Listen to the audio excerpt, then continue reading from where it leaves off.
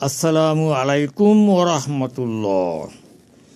মাহফুজি TV থেকে মাকসুদুর রহমান মাহফুজি আমি আপনাদের সামনে ইসলাম ও বিচার ব্যবস্থা এ সম্পর্কে সংক্ষিপ্ত আলোচনা করব। এই অনুষ্ঠানটি পাবলিক মিডিয়া 25 থেকেও প্রচারিত হবে।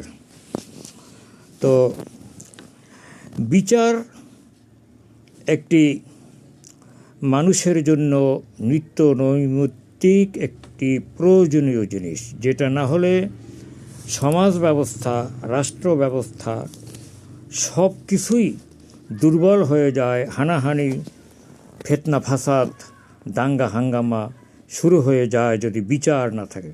আবহমান কাল ধরে এই বিচার চলে আসছে। আগেকার যুগে রাজা নিজেই বিচার করত, আবার নিজেই যুদ্ধের ময়দানে নেতৃত্ব দিতেন। তো পৃথিবীর রাষ্ট্র ব্যবস্থা পরিবর্তন হওয়ার সাথে সাথে বিচারের ধরন করণও পরিবর্তন হয়েছে।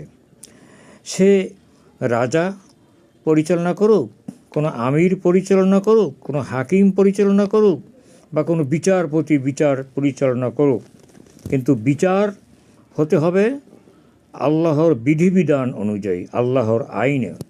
কারণ আল্লাহ রব্বুল আলামিন কোরআন মজিদে বলেছেন, আমাল্লাম ইহাকুম বিমা আনজালাল্লাহি ফাউলাইকা হুমুল কাফিরুন। যারা নাকি যে বা যাহারা আল্লাহর হুকুম অনুযায়ী বিচার করবে না, তারা কাফের। কোথাও কাফের বলা হয়েছে, কোথাও জালিম বলা হয়েছে, কোথাও ফাসিক বলা হয়েছে। 3 প্রকার কথা কোরআন মজিদের ভিতরে এসেছে। তাহলে দেখুন, আল্লাহর হুকুম অনুযায়ী বিচার না করলে কত বিরাট ক্ষতির সম্মুখীন আমাদেরকে হতে হয়। আগেকার যুগে কোনো নবীর আমলে বিচার হতো এভাবে যে কোনো মানুষ যদি অপরাধ করত, তাহলে সেই অপরাধীর মাথার উপরে একটা শিকল নামত। বিভিন্ন সময় বিভিন্ন রকম বিচার হয়েছে, তবে সেটা এখন বাদ দেওয়া হয়েছে। এখন সাক্ষীর উপরে বিচার। 3 জন সাক্ষী দরকার, কোথাও কোথাও 4 জন, আবার কোথাও হয়তো বা 2 জন সাক্ষী তো কিছু কিছু ব্যাপারে ফয়সলা করা যেতে পারে।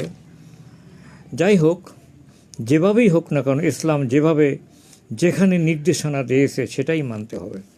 তবে এই সাক্ষীটা আসলো কেন? আসলো এই জন্য, এক নবীর আমলে এক লোক স্বর্ণ চুরি করলো।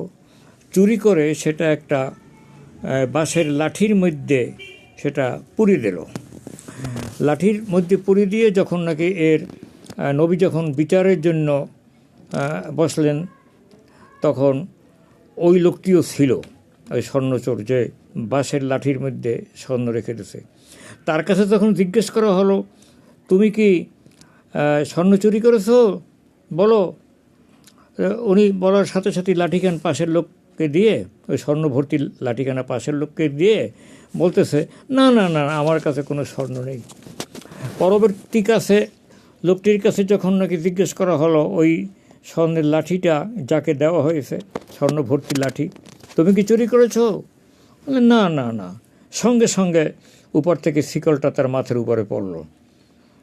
কী ব্যাপার, এ লোকটা তো চুরি করতে পারে না, অথচ তার উপরে শিকল পড়ল কেন? দেখা গেল আল্লাহর আইনের সঙ্গে, আল্লাহর বিচারের সঙ্গেও মানুষ তামাশা করতেছে। তখন প্রমাণিত হয়ে গেল যে নির্দোষ ব্যক্তির কাছেও এরকম লাঠি রেখে তাকে চোর বানানো যায়। তখন এই নিয়মটা উঠিয়ে দেওয়া হলো সাক্ষীর উপরে। এখন শুধু সাক্ষীর উপরে। সাধারণত তো 3 জন সাক্ষীর ব্যাপারে আমাদের দেশ জুডিশিয়াল আইন আছে, তারপর আন্তর্জাতিক আইনও আছে, ব্রিটিশ লতেও আছে, কিন্তু এটা আসলো থেকে, এটা ইসলাম থেকে এসেছে। কিন্তু এই সাক্ষী যদি মিথ্যা সাক্ষী দেয়, কাশীপুরের সাক্ষী তাকে বলা হয়,